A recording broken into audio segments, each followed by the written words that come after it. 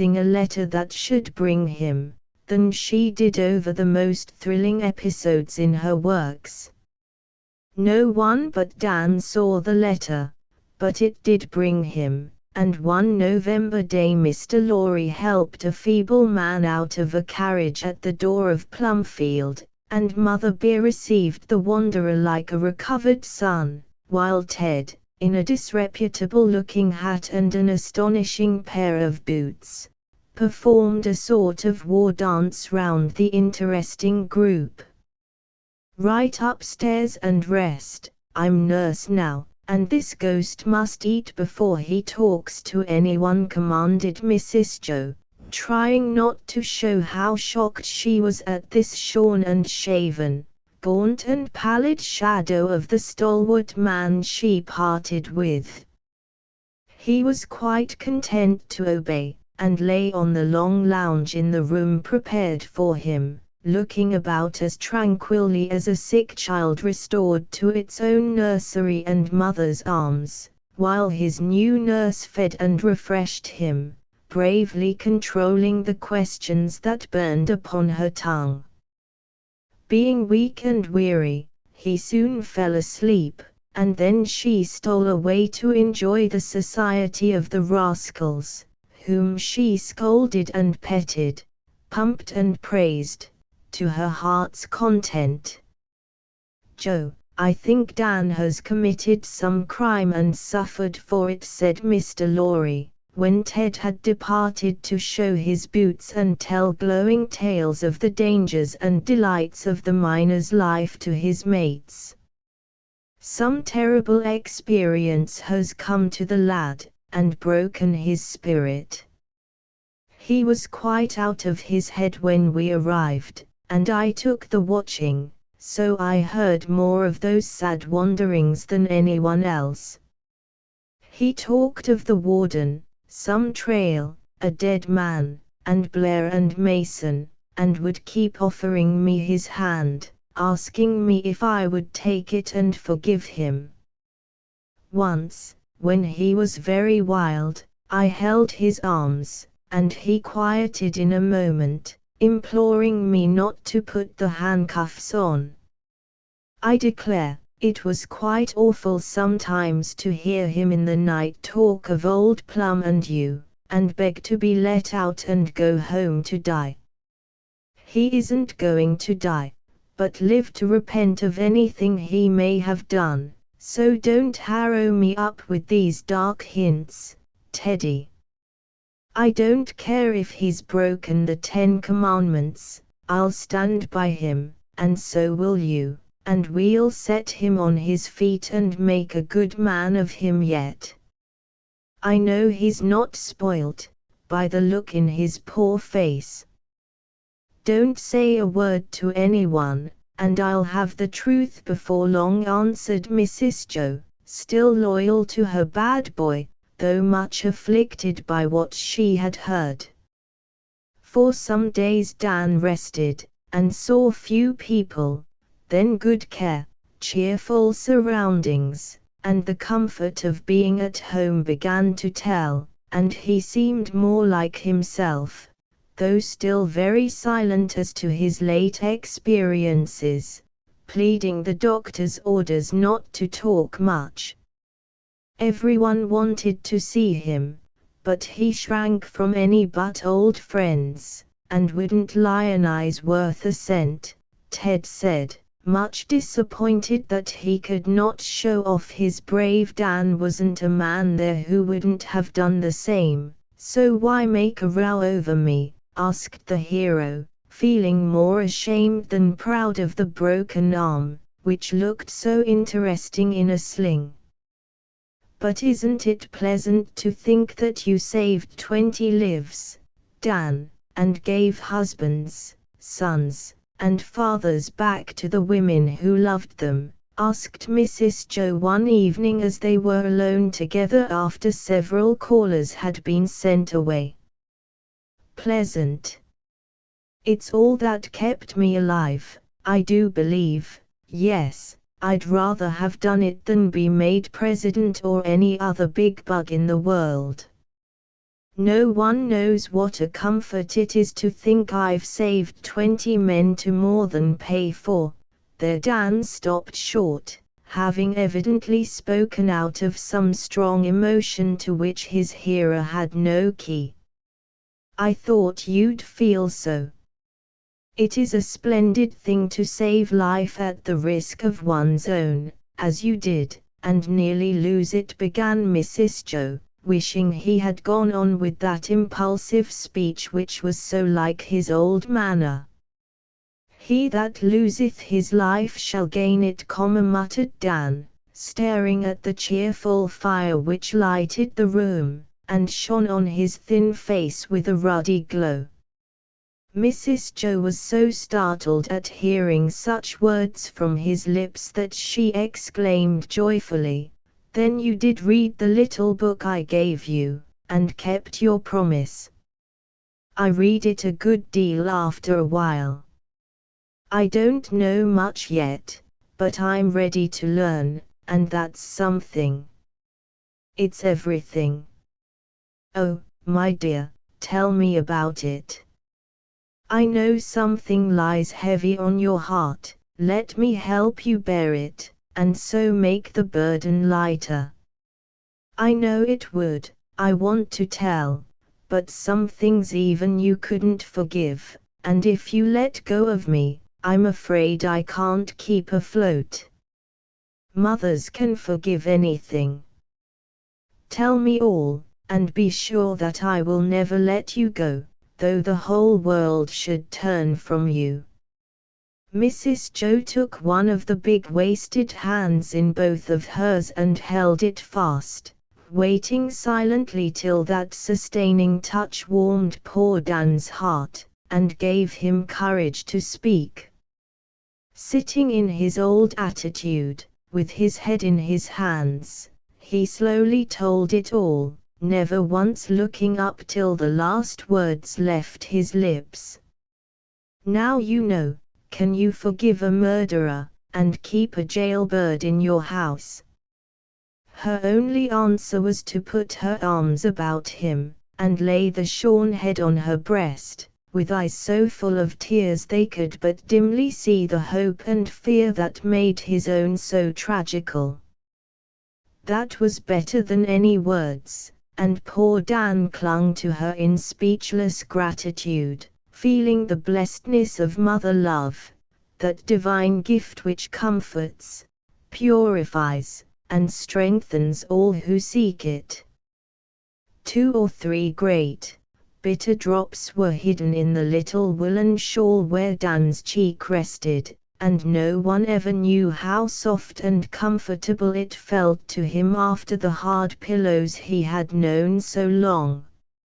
Suffering of both mind and body had broken will and pride, and the lifted burden brought such a sense of relief that he paused a moment to enjoy it in dumb delight. "My poor boy, how you have suffered all this year, when we thought you free as air. Why didn't you tell us, Dan, and let us help you?" "Did you doubt your friends?" asked Mrs. Joe, forgetting all other emotions in sympathy, as she lifted up the hidden face, and looked reproachfully into the great hollow eyes that met her own frankly now. "I was ashamed. I tried to bear it alone rather than shock and disappoint you, as I know I have, though you try not to show it. Don't mind, I must get used to it," and Dan's eyes dropped again as if they could not bear to see the trouble and dismay his confession painted on his best friend's face. "I am shocked and disappointed by the sin, but I am also very glad and proud and grateful that my sinner has repented, atoned, and is ready to profit by the bitter lesson. No one but Fritz and Laurie need ever know the truth. We owe it to them, and they will feel as I do," answered Mrs. Joe, wisely thinking that entire frankness would be a better tonic than too much sympathy. "No, they won't," men never forgive like women. But it's right. Please tell M for me, and get it over. Mr. Lawrence knows it, I guess. I blabbed when my wits were gone, but he was very kind all the same. I can bear their knowing, but oh, not Ted and the girls. Dan clutched her arm with such an imploring face that she hastened to assure him no one should know except the two old friends, and he calmed down as if ashamed of his sudden panic. It wasn't murder, mind you, it was in self-defense. He drew first, and I had to hit him. Didn't mean to kill him, but it doesn't worry me as much as it ought, I'm afraid. I've more than paid for it, and such a rascal is better out of the world than in it, showing boys the way to hell. Yes, I know you think that's awful in me, but I can't help it. I hate a scamp as I do a skulking coyote, and always want to get a shot at him. Perhaps it would have been better if he had killed me, my life is spoilt. All the old prison gloom seemed to settle like a black cloud on Dan's face as he spoke, and Mrs. Joe was frightened at the glimpse it gave her of the fire through which he had passed to come out alive, but scarred for life.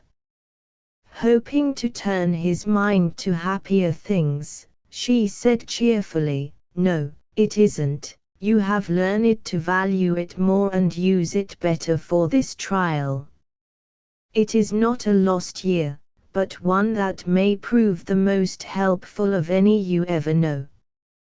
Try to think so, and begin again. We will help, and have all the more confidence in you for this failure.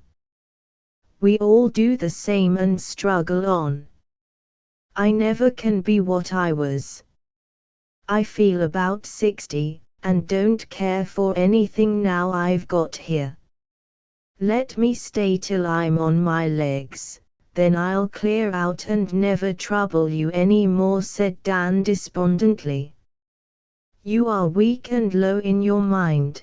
That will pass, and by you will go to your missionary work among the Indians with all the old energy and the new patience, self-control, and knowledge you have gained.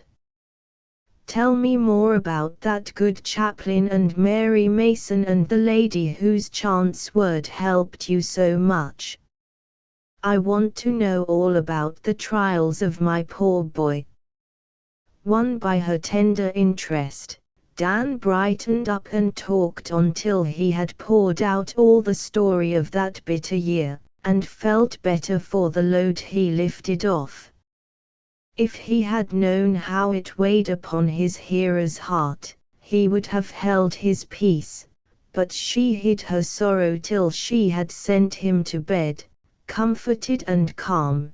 Then she cried her heart out, to the great dismay of Fritz and Laurie, till they heard the tale and could mourn with her, after which they all cheered up and took counsel together how best to help this worst of all the catastrophes the year had brought them. Chapter 21. A slaughter's night. It was curious to see the change which came over Dan after that talk. A weight seemed off his mind, and though the old impetuous spirit flashed out at times, he seemed intent on trying to show his gratitude and love and honor to these true friends by a new humility and confidence very sweet to them, very helpful to him. After hearing the story from Mrs. Joe, the professor and Mr. Laurie made no allusion to it beyond the hearty hand grasp, the look of compassion, the brief word of good cheer in which men convey sympathy, and a redoubled kindness which left no doubt of pardon. Mr. Laurie began at once to interest influential persons in Dan's mission, and set in motion the machinery which needs so much oiling before anything can be done where government is concerned. Mr. Beer, with the skill of a true teacher, gave Dan's hungry mind something to do, and helped him understand himself by carrying on the good chaplain's task so paternally that the poor fellow often said he felt as if he had found a father. The boys took him to drive, and amused him with their pranks and plans, while the women, old and young, nursed and petted him till he felt like a sultan with a crowd of devoted slaves, obedient to his lightest wish. A very little of this was enough for Dan, who had a masculine horror of mollycoddling, and so brief an acquaintance with illness that he rebelled against the doctor's orders to keep quiet, and it took all Mrs. Joe's authority and the girls' ingenuity to keep him from leaving his sofa long before strained back and wounded head were well. Daisy cooked for him, Nan attended to his medicines, Josie read aloud to while away the long hours of inaction that hung so heavily on his hands, while Bess brought all her pictures and casts to amuse him, and, at his special desire, set up a modeling stand in his parlor and began to mold the buffalo head he gave her.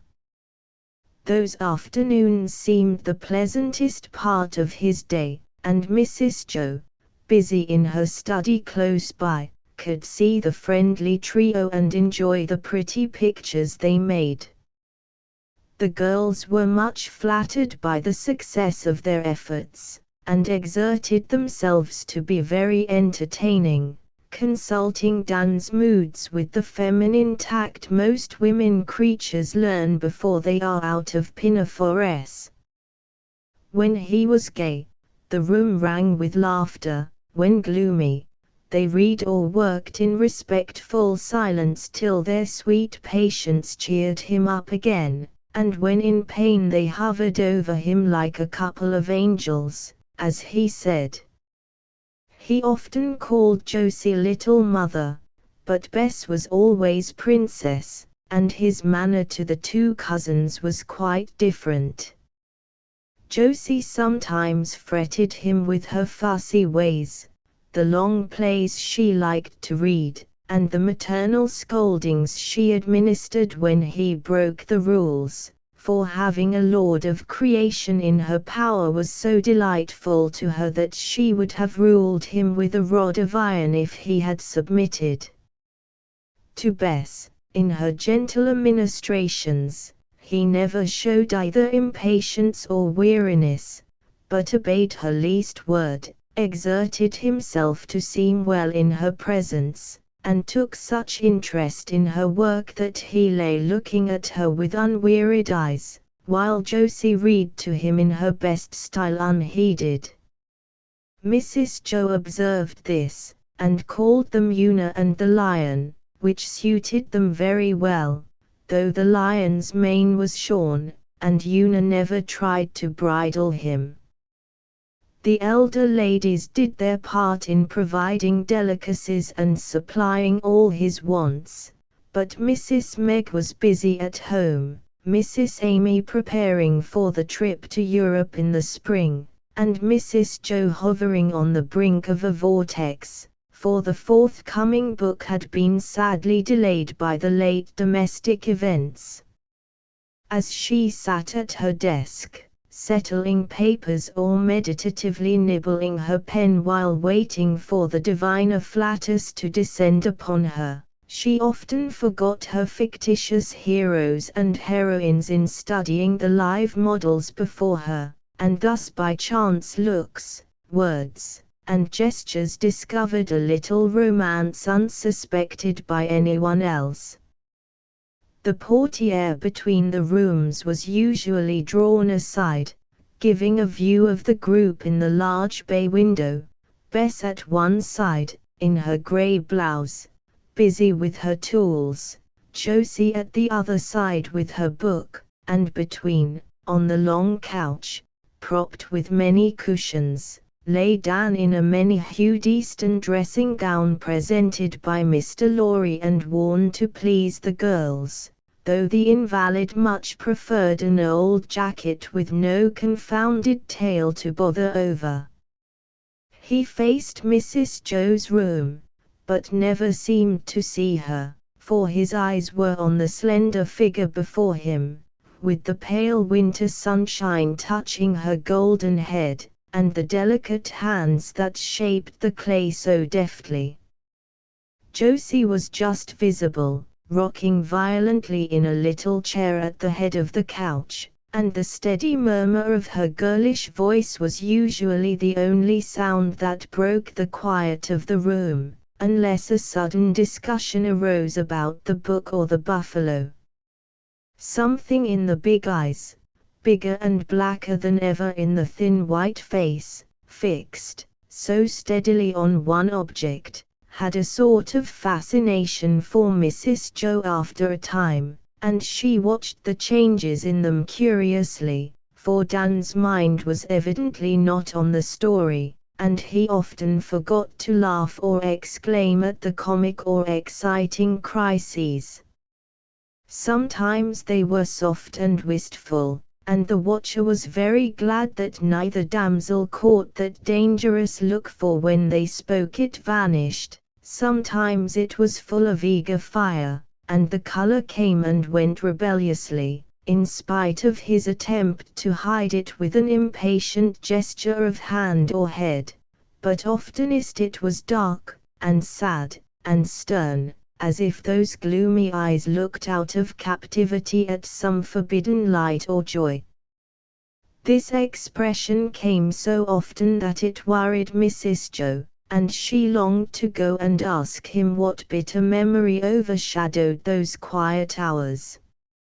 She knew that his crime and its punishment must lie heavy on his mind, but youth, and time, and new hopes would bring comfort, and help to wear away the first sharpness of the prison brand.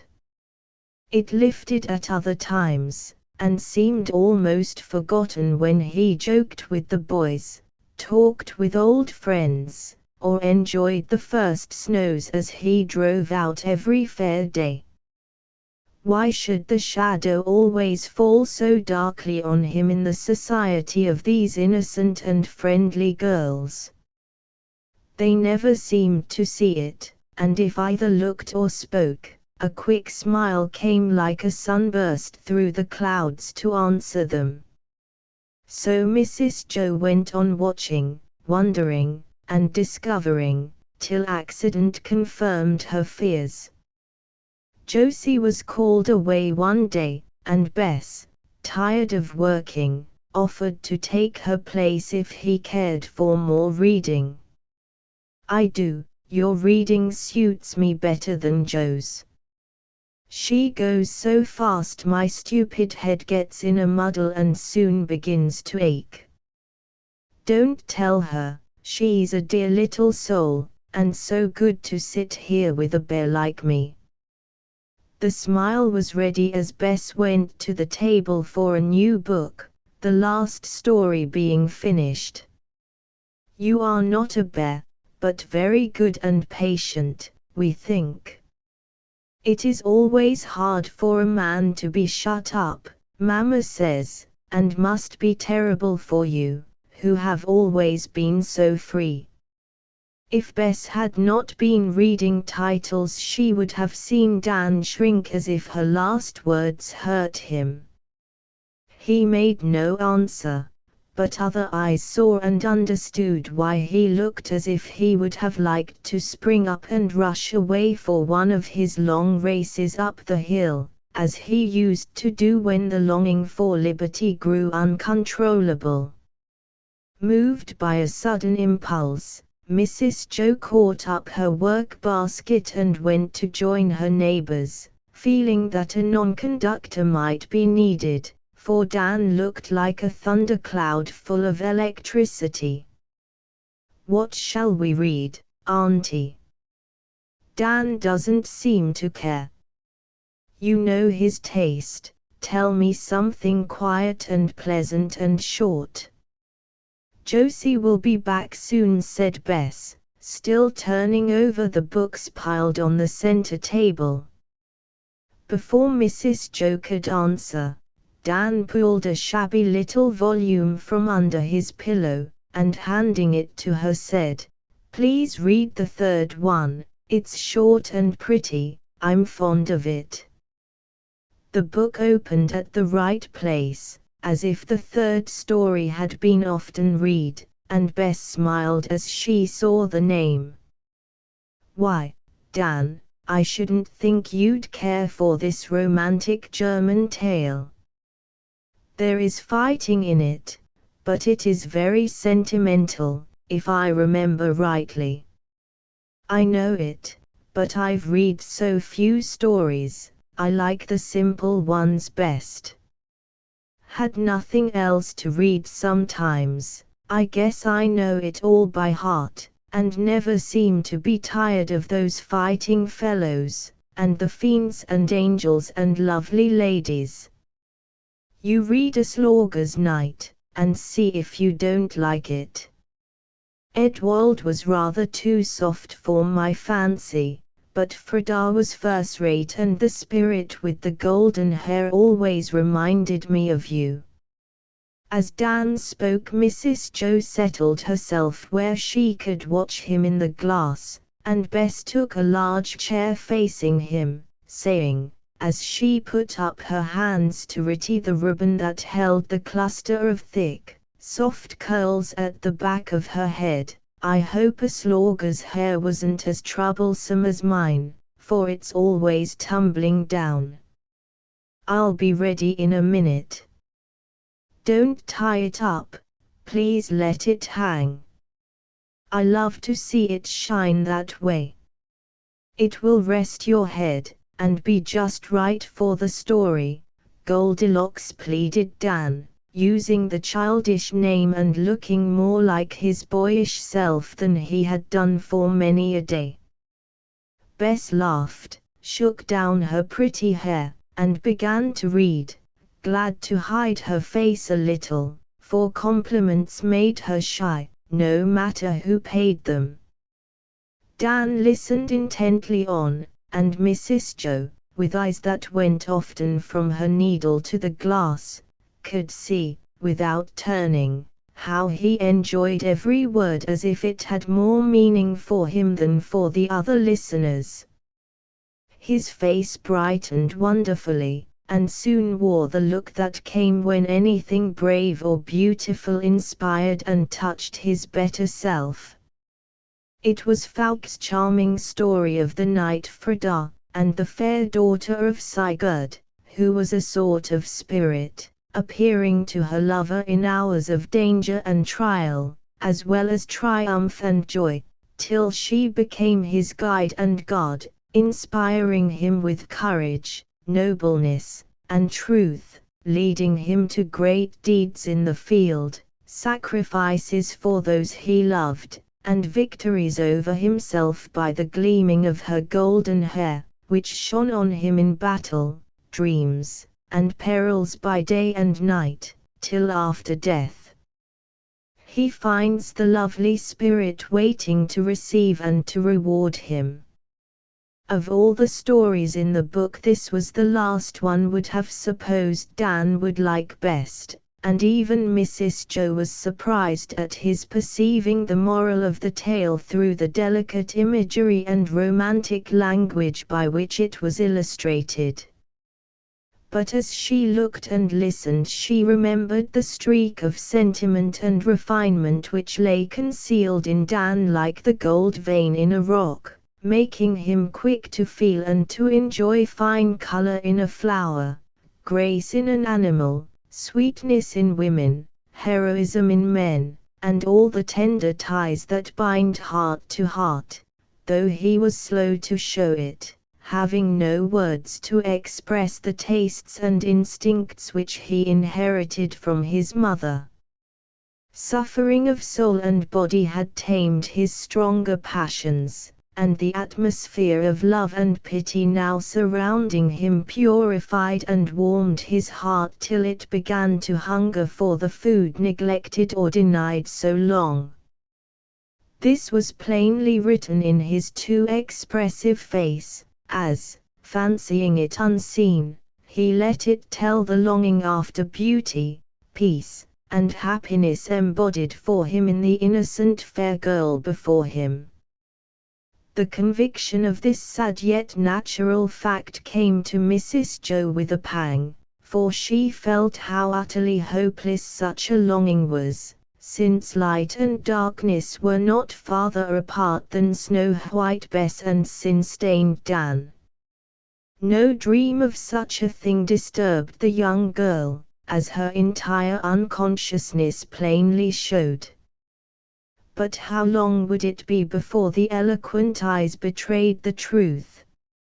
And then what disappointment for Dan, what dismay for Bess, who was as cool and high and pure as her own marbles, and shunned all thought of love with maidenly reserve.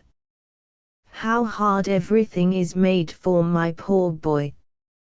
How can I spoil his little dream, and take away the spirit of good he is beginning to love and long for?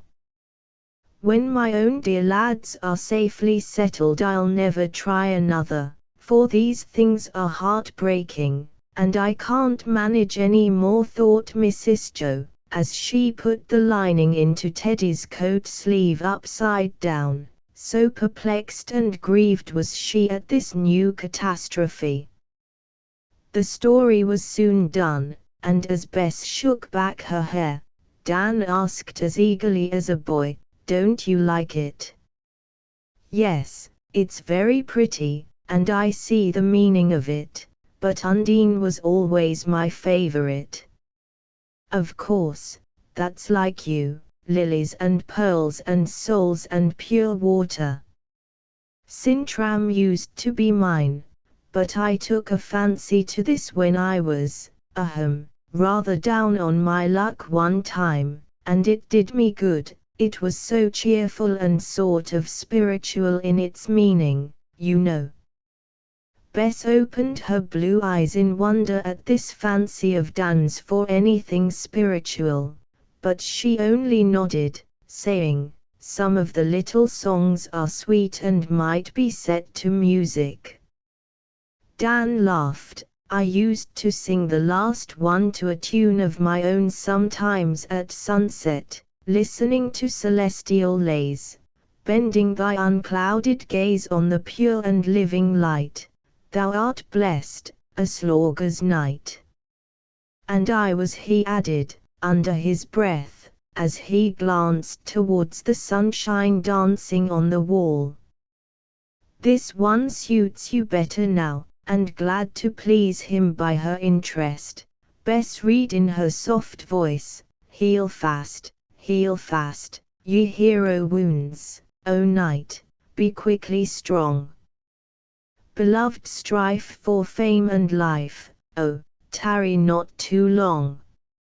I'm no hero, never can be, and fame and life can't do much for me. Never mind, read me that paper, please. This knock on the head has made a regular fool of me."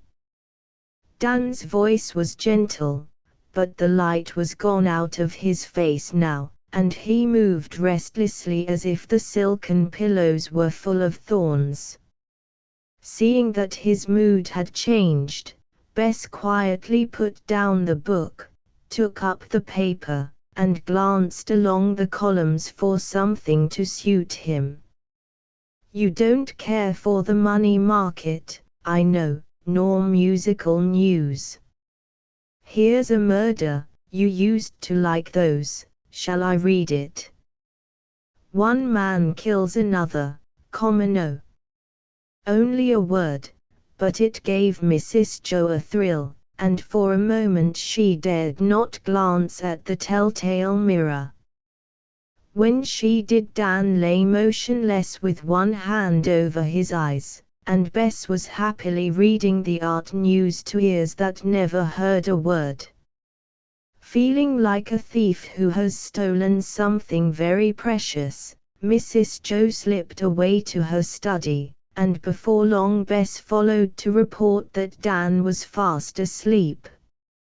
Sending her home, with the firm resolve to keep her there as much as possible, Mother Bear had an hour of serious thought all alone in the red sunset, and when a sound in the next room led her there, she found that the feigned sleep had become real repose, for Dan lay breathing heavily, with a scarlet spot on either cheek, and one hand clenched on his broad breast. Yearning over him with a deeper pity than ever before, she sat in the little chair beside him, trying to see her way out of this tangle, till his hand slipped down, and in doing so snapped a cord he wore about his neck and let a small case drop to the floor.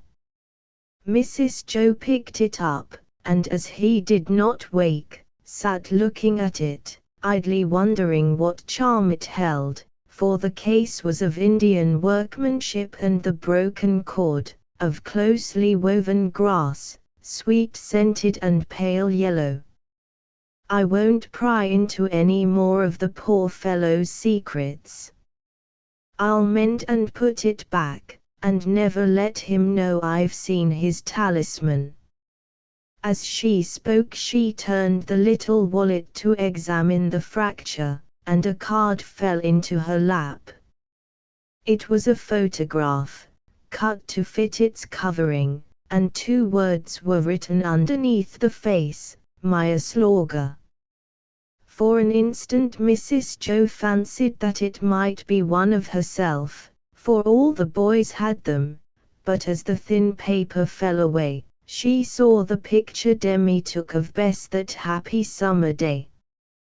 There was no doubt now, and with a sigh she put it back, and was about to slip it into Dan's bosom so that not even a stitch should betray her knowledge, when as she leaned towards him, she saw that he was looking straight at her with an expression that surprised her more than any of the strange ones she had ever seen in that changeful face before.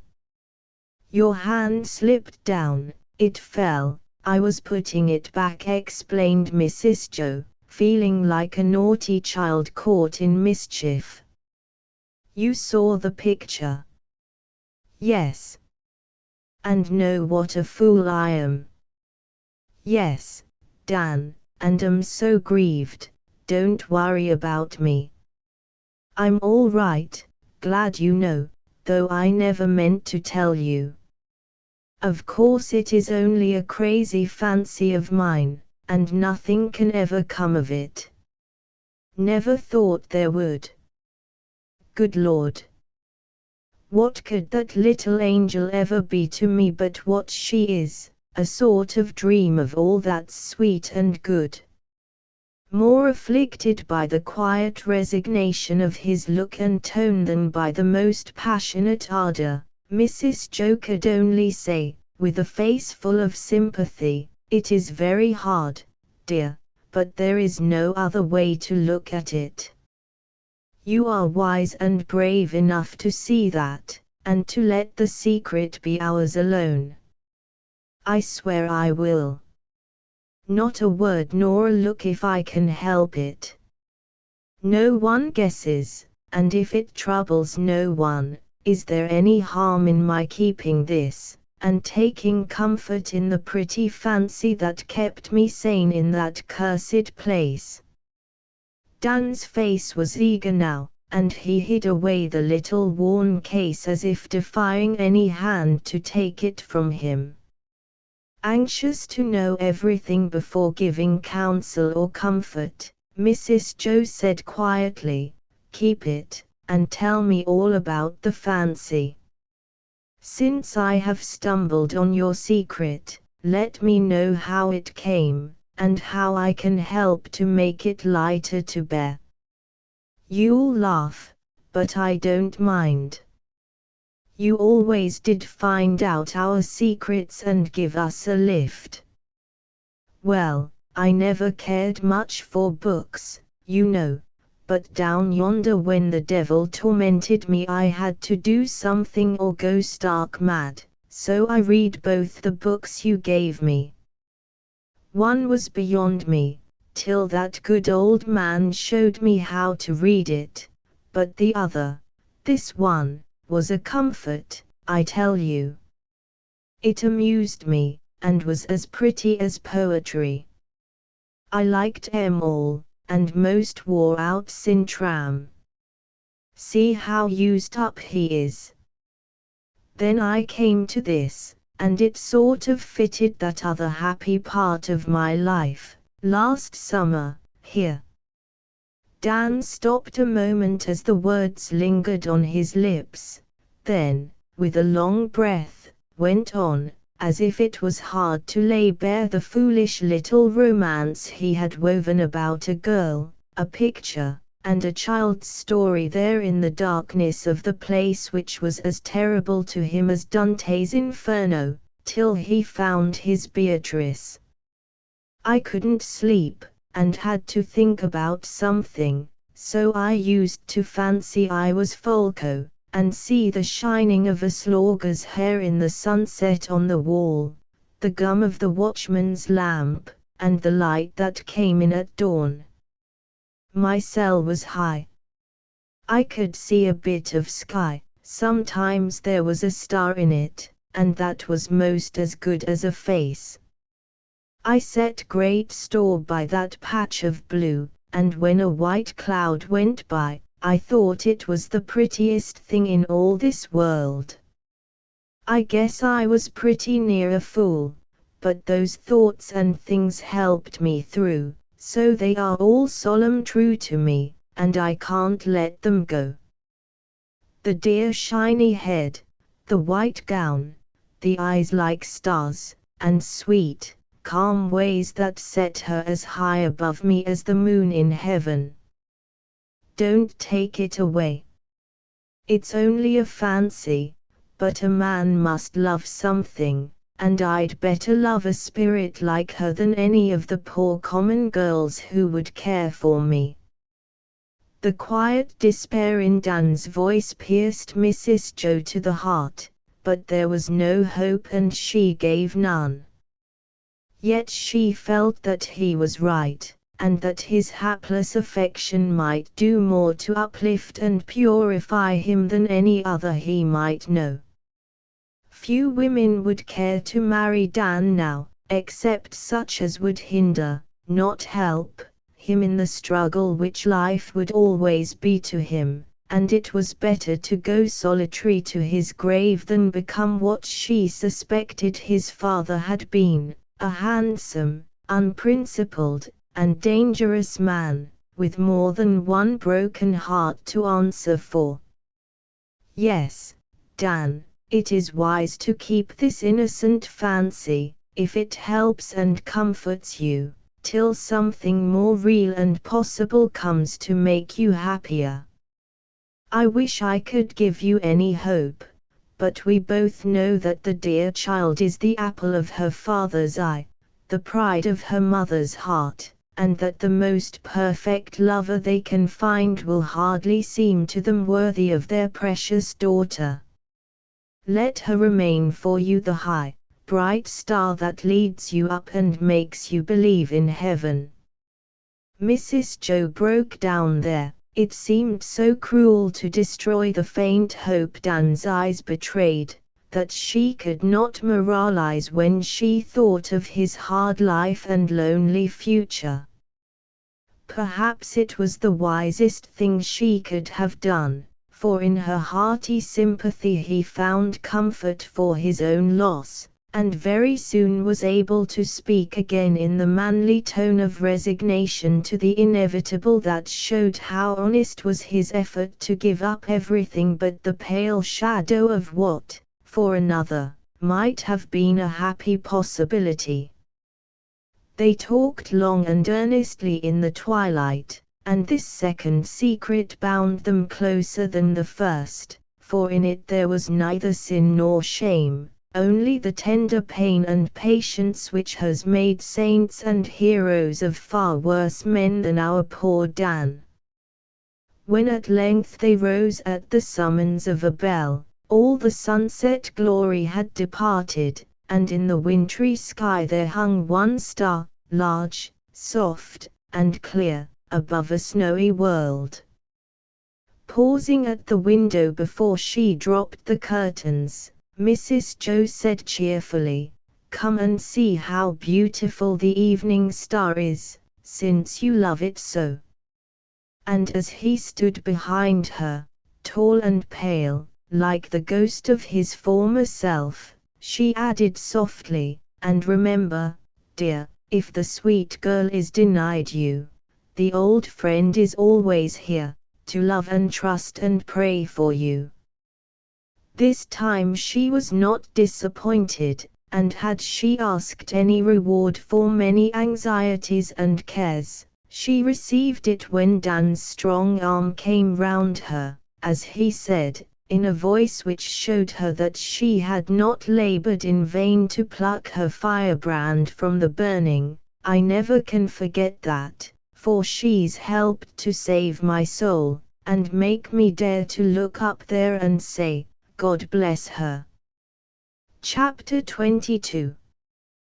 Positively last appearance. Upon my word, I feel as if I lived in a powder magazine, and don't know which barrel will explode next, and send me flying, said Mrs. Joe to herself next day, as she trudged up to Parnassus to suggest to her sister that perhaps the most charming of the young nurses had better return to her marble gods before she unconsciously added another wound to those already won by the human hero. She told no secrets, but a hint was sufficient, for Mrs. Amy guarded her daughter as a pearl of great price, and at once devised a very simple means of escape from danger. Mr. Lorry was going to Washington on Dan's behalf, and was delighted to take his family with him when the idea was carelessly suggested. So the conspiracy succeeded finely, and Mrs. Joe went home, feeling more like a traitor than ever. She expected an explosion, but Dan took the news so quietly, it was plain that he cherished no hope, and Mrs. Amy was sure her romantic sister had been mistaken. If she had seen Dan's face when Bess went to say goodbye, her maternal eye would have discovered far more than the unconscious girl did. Mrs. Joe trembled lest he should betray himself, but he had learned self-control in a stern school, and would have got through the hard moment bravely, only, when he took both hands, saying heartily, "Goodbye, Princess. If we don't meet again, remember your old friend Dan." Sometimes she, touched by his late danger and the wistful look he wore, answered with unusual warmth, "How can I help it, when you make us all so proud of you? God bless your mission, and bring you safely home to us again."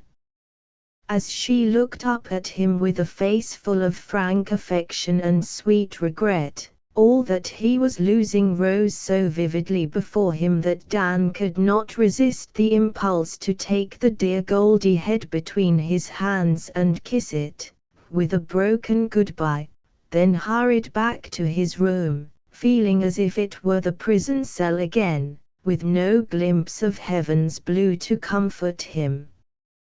This abrupt caress and departure rather startled Bess, for she felt with a girl's quick instinct that there was something in that kiss unknown before, and looked after him with sudden color in her cheeks and new trouble in her eyes.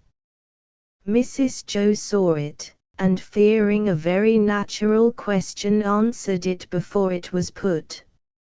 "Forgive him, Bess. He has had a great trouble, and it makes him tender at parting with old friends, for you know he may never come back from the wild world he is going to." "You mean the fall and danger of death?" asked Bess, innocently. "No, dear, a greater trouble than that. But I cannot tell you any more, except that he has come through it bravely, so you may trust and respect him, as I do. He has lost someone he loved. Poor Dan. We must be very kind to him." Bess did not ask the question, but seemed content with her solution of the mystery, which was so true that Mrs. Joe confirmed it by a nod, and let her go away believing that some tender loss and sorrow wrought the great change all saw in Dan, and made him so slow to speak concerning the past year. But Ted was less easily satisfied, and this unusual reticence goaded him to desperation. His mother had warned him not to trouble Dan with questions till he was quite well, but this prospect of approaching departure made him resolve to have a full, clear, and satisfactory account of the adventures which he felt sure must have been thrilling, from stray words Dan let fall in his fever.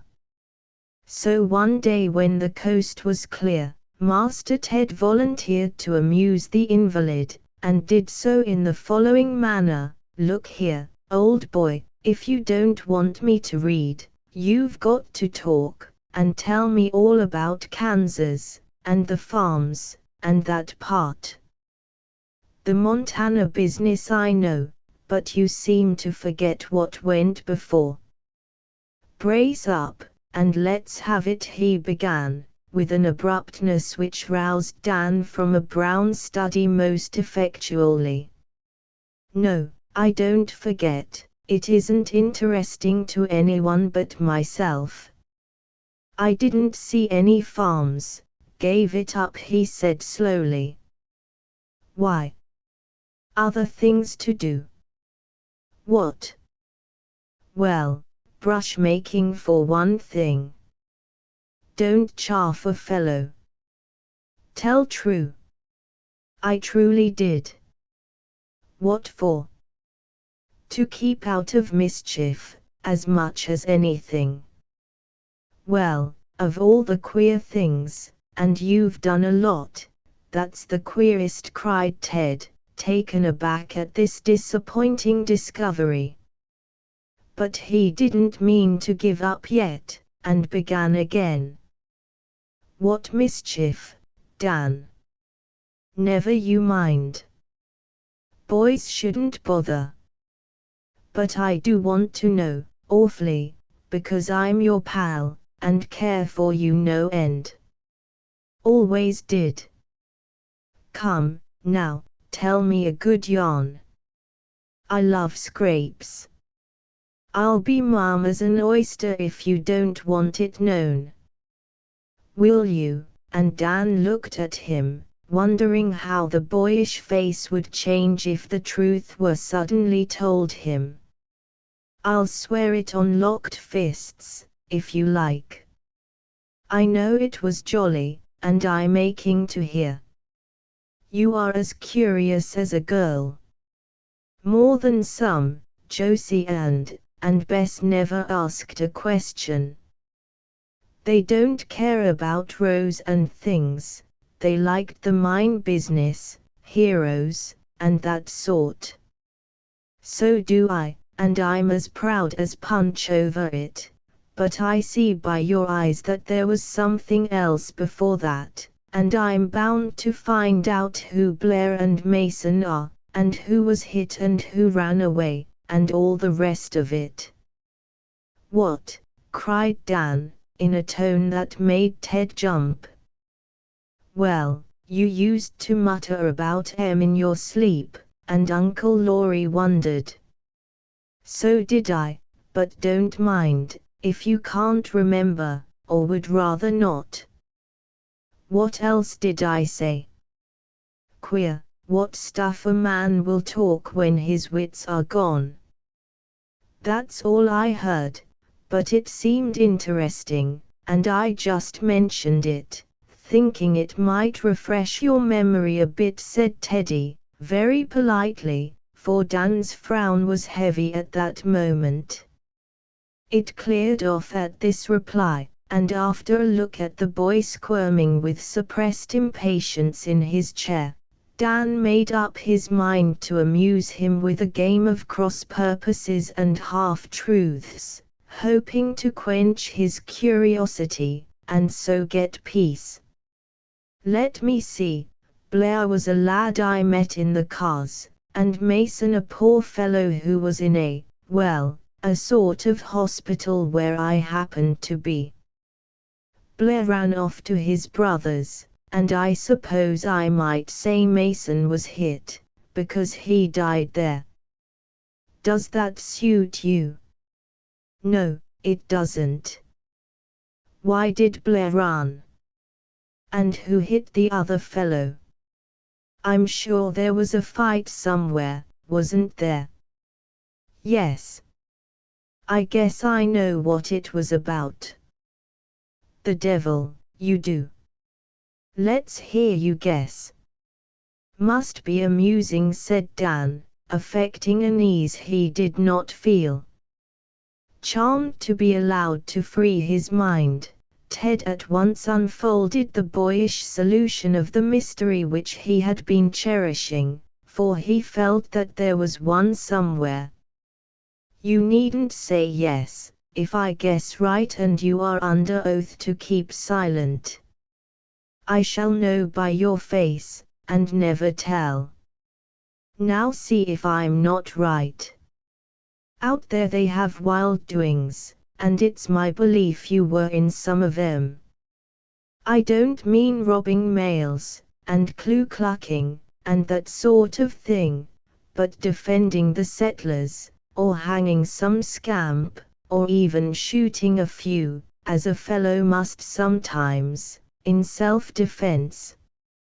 "Ah, ha! I've hit it, I see. Needn't speak, I know the flash of your old eye, and the clench of your big fist." And Ted pranced with satisfaction. "Drive on, smart boy, and don't lose the trail," said Dan, finding a curious sense of comfort in some of these random words, and longing, but not daring, to confirm the true ones. He might have confessed the crime, but not the punishment that followed. The sense of its disgrace was still so strong upon him. "I knew I should get it. Can't deceive me long," began Ted, with such an air of pride Dan could not help a short laugh. "It's a relief, isn't it, to have it off your mind? Now, just confide in me and it's all safe, unless you've sworn not to tell." "I have." "Oh, well, then don't," and Ted's face fell, but he was himself again in a moment and said, with the air of a man of the world, "It's all right, I understand, honor binds, silence to death, etc. Glad you stood by your mate in the hospital. How many did you kill?"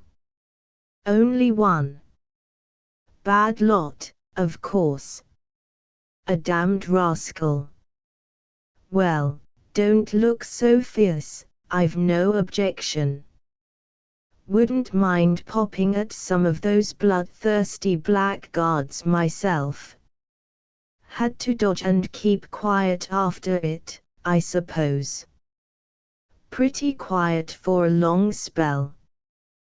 "Got off all right in the end, and headed for your mines and did that jolly brave thing. Now, I call that decidedly interesting and capital. I'm glad to know it, but I won't blab." "Mind you don't. Look here, Ted, if you'd killed a man, would it trouble you, a bad one, I mean?" The lad opened his mouth to say, not a bit, but checked that answer as if something in Dan's face made him change his mind. Well, if it was my duty in war or self-defense, I suppose I shouldn't, but if I'd pitched into him in a rage, I guess I should be very sorry. Shouldn't wonder if he sort of haunted me, and remorse gnawed me as it did Aram and those fellows. You don't mind, do you? It was a fair fight, wasn't it? Yes, I was in the right, but I wish I'd been out of it. Women don't see it that way, and look horrified at such things. Makes it hard, but it don't matter. Don't tell 'em, then they can't worry, said Ted, with the nod of one versed in the management of the sex. Don't intend to. Mind you keep your notions to yourself, for some of 'em are wide of the mark. Now you may read if you like, and there the talk ended, but Ted took great comfort in it, and looked as wise as an owl afterwards. A few quiet weeks followed, during which Dan chafed at the delay, and when at length word came that his credentials were ready, he was eager to be off, to forget a vain love in hard work, and live for others, since he might not for himself. So one wild March morning our Sintram rode away, with horse and hound, to face again the enemies who would have conquered him, but for heaven's help and human pity. Ah, me!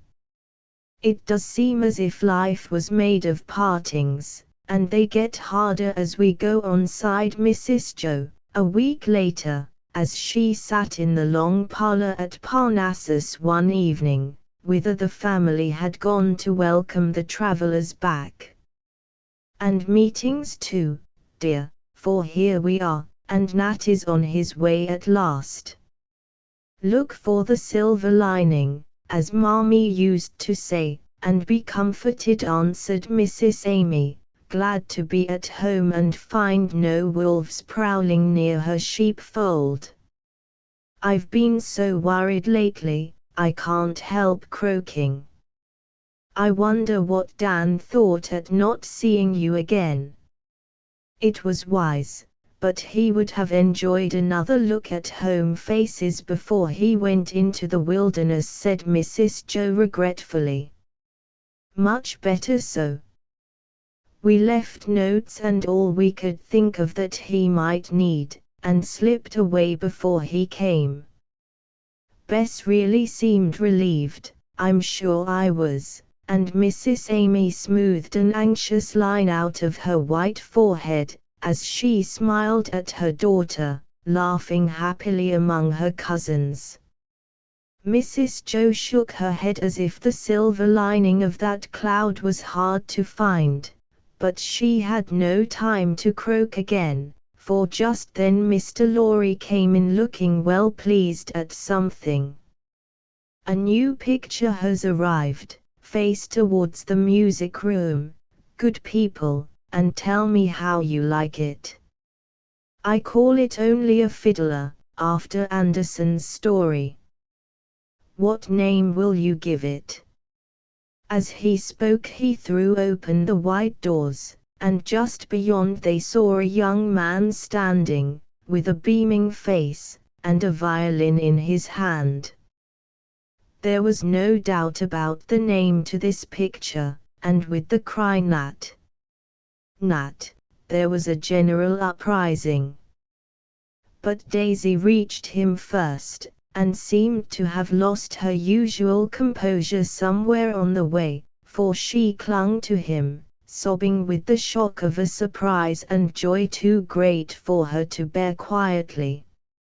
Everything was settled by that tearful and tender embrace, for, though Mrs. Meg speedily detached her daughter, it was only to take her place, while Demi shook Nat's hand with brotherly warmth, and Josie danced round them like Macbeth's 3 witches in one, chanting in her most tragic tones, "Chirper thou wast, second violin thou art, first thou shalt be. Hail, all hail." This caused a laugh, and made things gay and comfortable at once. Then the usual fire of questions and answers began, to be kept up briskly while the boys admired Nat's blonde beard and foreign clothes, the girls his improved appearance, for he was ruddy with good English beef and beer, and fresh with the sea breezes which had blown him swiftly home, and the older folk rejoiced over his prospects. Of course all wanted to hear him play, and when tongues tired, he gladly did his best for them, surprising the most critical by his progress in music even more than by the energy and self-possession which made a new man of bashful Nat.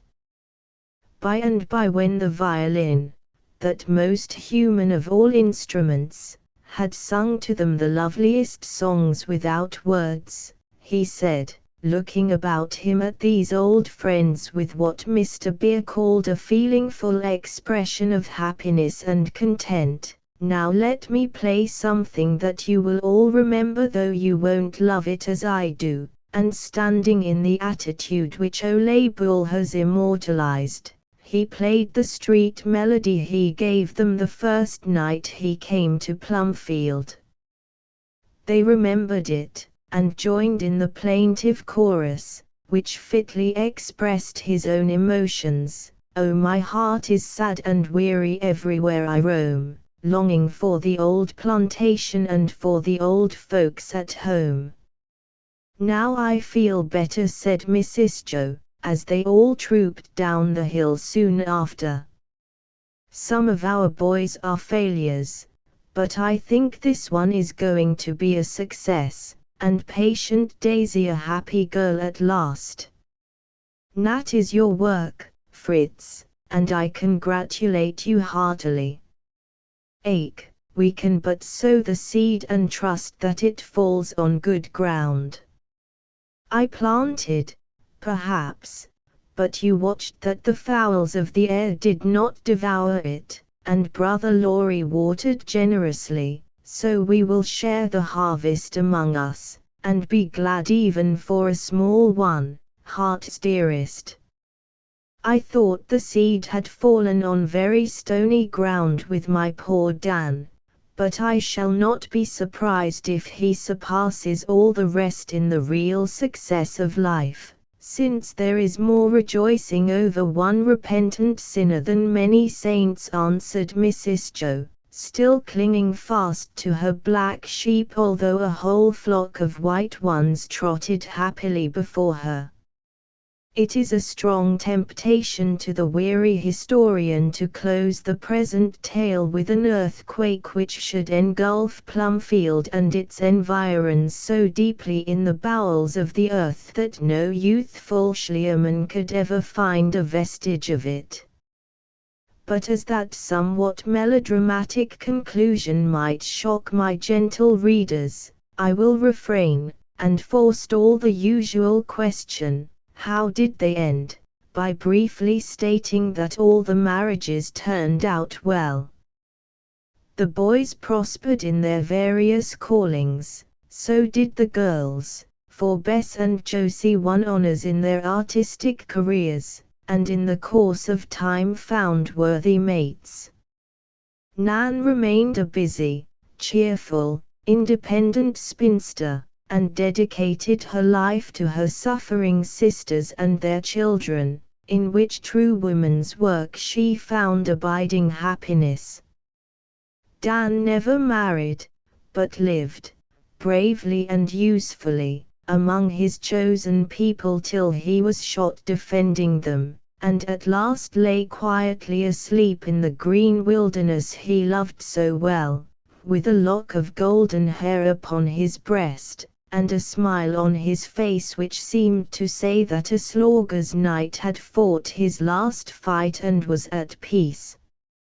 Stuffy became an alderman, and died suddenly of apoplexy after a public dinner. Dolly was a society man of mark till he lost his money, when he found congenial employment in a fashionable tailoring establishment. Demi became a partner, and lived to see his name above the door, and Rob was a professor at Lawrence College, but Teddy eclipsed them all by becoming an eloquent and famous clergyman, to the great delight of his astonished mother. And now, having endeavored to suit everyone by many weddings, few deaths, and as much prosperity as the eternal fitness of things will permit, let the music stop, the lights die out, and the curtain fall forever on the March family. ****** End of the Project Gutenberg ebook Joe's Boys ***** Updated editions will replace the previous one, the old editions will be renamed. Creating the works from print editions not protected by U.S. copyright law means that no one owns a United States copyright in these works, so the Foundation, and you, can copy and distribute it in the United States without permission and without paying copyright royalties. Special rules, set forth in the general terms of use part of this license, apply to copying and distributing Project Gutenberg trademark symbol electronic works to protect the Project Gutenberg trademark symbol concept and trademark. Project Gutenberg is a registered trademark, and may not be used if you charge for an ebook, except by following the terms of the trademark license, including paying royalties for use of the Project Gutenberg trademark. If you do not charge anything for copies of this ebook, complying with the trademark license is very easy. You may use this ebook for nearly any purpose such as creation of derivative works, reports, performances and research. Project Gutenberg ebooks may be modified and printed and given away. You may do practically anything in the United States with ebooks not protected by U.S. copyright law. Redistribution is subject to the trademark license, especially commercial redistribution. Start. Full license. The full Project Gutenberg license. Please read this before you distribute or use this work to protect the Project Gutenberg trademark symbol mission of promoting the free distribution of electronic works. By using or distributing this work, or any other work associated in any way with the phrase Project Gutenberg, you agree to comply with all the terms of the full Project Gutenberg trademark symbol license available with this file or online at www.gutenberg.org/license. Section 1. General Terms of Use and Redistributing Project Gutenberg Trademark Symbol Electronic Works 1.0. By reading or using any part of this Project Gutenberg trademark symbol electronic work, you indicate that you have read, understand, agree to and accept all the terms of this license and intellectual property, trademark/copyright, agreement. If you do not agree to abide by all the terms of this agreement, you must cease using and return or destroy all copies of Project Gutenberg trademark symbol electronic works in your possession. If you paid a fee for obtaining a copy of or access to a Project Gutenberg trademark symbol electronic work and you do not agree to be bound by the terms of this agreement, you may obtain a refund from the person or entity to whom you paid the fee as set forth in paragraph 1.e.8. 1.b Project Gutenberg is a registered trademark. It may only be used on or associated in any way with an electronic work by people who agree to be bound by the terms of this agreement. There are a few things that you can do with most Project Gutenberg trademark symbol electronic works even without complying with the full terms of this agreement. See paragraph 1.c below. There are a lot of things you can do with Project Gutenberg trademark symbol electronic works if you follow the terms of this agreement and help preserve free future access to Project Gutenberg trademark symbol electronic works. See paragraph 1.e below. 1.c The Project Gutenberg Literary Archive Foundation, the Foundation or PGLAF, owns a compilation copyright in the collection of Project Gutenberg trademark symbol electronic works. Nearly all the individual works in the collection are in the public domain in the United States. If an individual work is unprotected by copyright law in the United States and you are located in the United States, we do not claim a right to prevent you from copying, distributing, performing, displaying or creating derivative works based on the work as long as all references to Project Gutenberg are removed. Of course, we hope that you will support the Project Gutenberg trademark symbol mission of promoting free access to electronic works by freely sharing Project Gutenberg trademark symbol works in compliance with the terms of this agreement for keeping the Project Gutenberg trademark symbol name associated with the work. You can easily comply with the terms of this agreement by keeping this work in the same format with its attached full Project Gutenberg trademark symbol license when you share it without charge with others.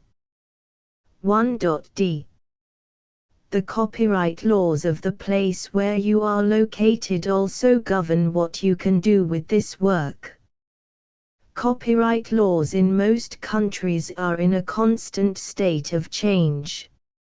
If you are outside the United States, check the laws of your country in addition to the terms of this agreement before downloading, copying, displaying, performing, distributing or creating derivative works based on this work or any other Project Gutenberg trademark symbol work. The Foundation makes no representations concerning the copyright status of any work in any country other than the United States. 1.e Unless you have removed all references to Project Gutenberg. 1.e.1 The following sentence, with active links to, or other immediate access to, the full Project Gutenberg trademark symbol license must appear prominently whenever any copy of a Project Gutenberg trademark symbol work, any work on which the phrase Project Gutenberg appears, or with which the phrase Project Gutenberg is associated, is accessed, displayed, performed, viewed, copied or distributed. This ebook is for the use of anyone anywhere in the United States and most other parts of the world at no cost and with almost no restrictions whatsoever. You may copy it, give it away or reuse it under the terms of the Project Gutenberg license included with this ebook or online at www.gutenberg.org.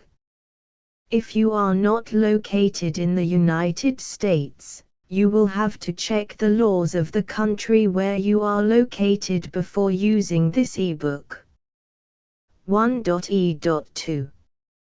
If an individual Project Gutenberg trademark symbol electronic work is derived from texts not protected by U.S. copyright law, does not contain a notice indicating that it is posted with permission of the copyright holder, the work can be copied and distributed to anyone in the United States without paying any fees or charges.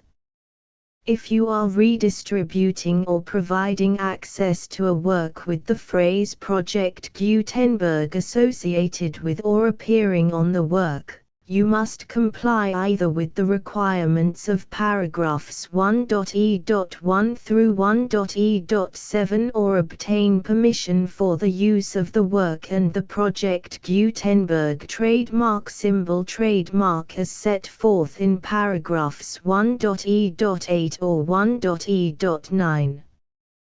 1.e.3. If an individual Project Gutenberg trademark symbol electronic work is posted with the permission of the copyright holder, your use and distribution must comply with both paragraphs 1.e.1 through 1.e.7 and any additional terms imposed by the copyright holder. Additional terms will be linked to the Project Gutenberg trademark symbol license for all works posted with the permission of the copyright holder found at the beginning of this work. 1.e.4. Do not unlink or detach or remove the full Project Gutenberg trademark symbol license terms from this work, or any files containing a part of this work or any other work associated with Project Gutenberg trademark symbol. 1.e.5. Do not copy, display, perform, distribute or redistribute this electronic work, or any part of this electronic work, without prominently displaying the sentence set forth in paragraph 1.e.1 with active links or immediate access to the full terms of the Project Gutenberg trademark symbol license. 1.e.6. You may convert to and distribute this work in any binary, compressed, marked up, non-proprietary or proprietary form, including any word processing or hypertext form. However, if you provide access to or distribute copies of a Project Gutenberg trademark symbol work in a format other than plain vanilla ASCII or other format used in the official version posted on the official Project Gutenberg trademark symbol website, www.gutenberg.org, you must, at no additional cost, fee or expense to the user, provide a copy, a means of exporting a copy, or a means of obtaining a copy upon request, of the work in its original plain vanilla ASCII or other form. Any alternate format must include the full Project Gutenberg trademark symbol license as specified in paragraph 1.e.1. 1.e.7. Do not charge a fee for access to, viewing, displaying, performing, copying or distributing any Project Gutenberg trademark symbol works unless you comply with paragraph 1.e.8 or 1.e.9. 1.e.8. You may charge a reasonable fee for copies of or providing access to or distributing Project Gutenberg trademark symbol electronic works provided that you pay a royalty fee of 20% of the gross profits you derive from the use of Project Gutenberg trademark symbol works calculated using the method you already use to calculate your applicable taxes. The fee is owed to the owner of the Project Gutenberg trademark symbol trademark, but he has agreed to donate royalties under this paragraph to the Project Gutenberg Literary Archive Foundation. Royalty payments must be paid within 60 days following each date on which you prepare, or are legally required to prepare, your periodic tax returns. Royalty payments should be clearly marked as such and sent to the Project Gutenberg Literary Archive Foundation at the address specified in Section 4. Information about donations to the Project Gutenberg Literary Archive Foundation. You provide a full refund of any money paid by a user who notifies you in writing, or by email, within 30 days of receipt that S/he does not agree to the terms of the full Project Gutenberg trademark symbol license. You must require such a user to return or destroy all copies of the works possessed in a physical medium and discontinue all use of and all access to other copies of Project Gutenberg trademark symbol works. You provide, in accordance with paragraph 1.f.3, a full refund of any money paid for a work or a replacement copy, if a defect in the electronic work is discovered and reported to you within 90 days of receipt of the work. You comply with all other terms of this agreement for free distribution of Project Gutenberg trademark symbol works. 1.e.9. If you wish to charge a fee or distribute a Project Gutenberg trademark symbol electronic work or group of works on different terms than are set forth in this agreement, you must obtain permission in writing from the Project Gutenberg Literary Archive Foundation, the manager of the Project Gutenberg trademark symbol trademark. Contact the Foundation as set forth in Section 3 below. 1.f1.f.1. Project Gutenberg volunteers and employees expend considerable effort to identify, do copyright research on, transcribe and proofread works not protected by U.S. copyright law in creating the Project Gutenberg trademark symbol collection.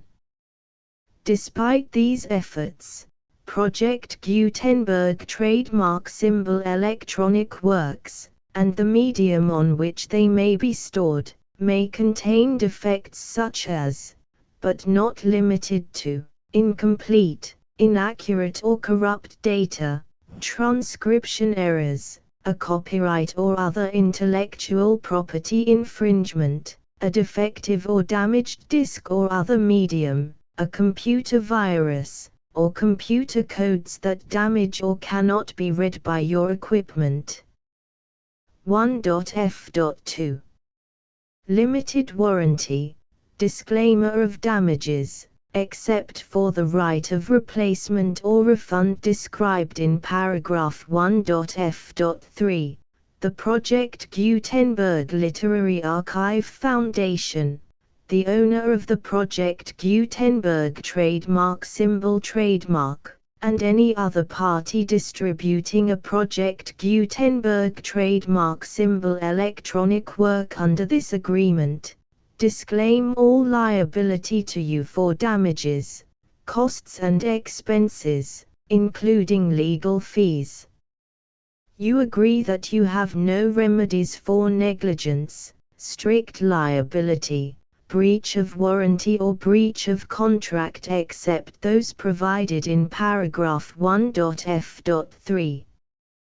You agree that the Foundation, the trademark owner, and any distributor under this agreement will not be liable to you for actual, direct, indirect, consequential, punitive or incidental damages even if you give notice of the possibility of such damage.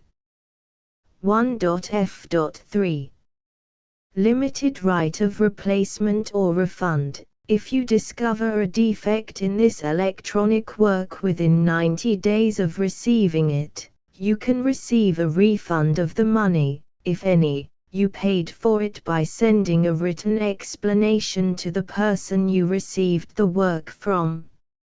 If you received the work on a physical medium, you must return the medium with your written explanation. The person or entity that provided you with the defective work may elect to provide a replacement copy in lieu of a refund. If you received the work electronically, the person or entity providing it to you may choose to give you a second opportunity to receive the work electronically in lieu of a refund. If the second copy is also defective, you may demand a refund in writing without further opportunities to fix the problem.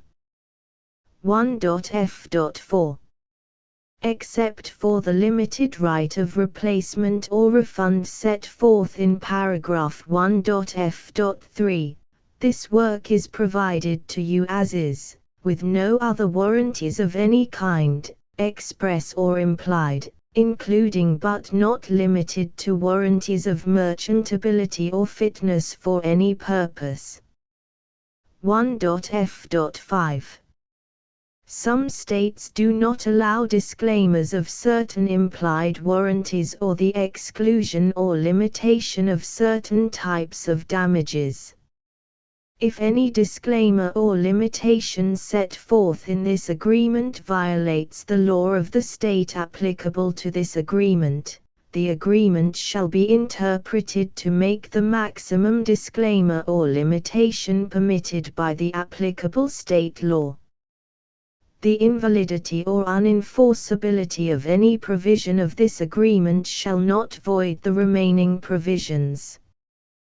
1.f.6 Indemnity. You agree to indemnify and hold the foundation, the trademark owner, any agent or employee of the foundation, anyone providing copies of Project Gutenberg trademark symbol electronic works in accordance with this agreement, and any volunteers associated with the production, promotion and distribution of Project Gutenberg trademark symbol electronic works, harmless from all liability, costs and expenses, including legal fees, that arise directly or indirectly from any of the following which you do or cause to occur. A. Distribution of this or any Project Gutenberg trademark symbol.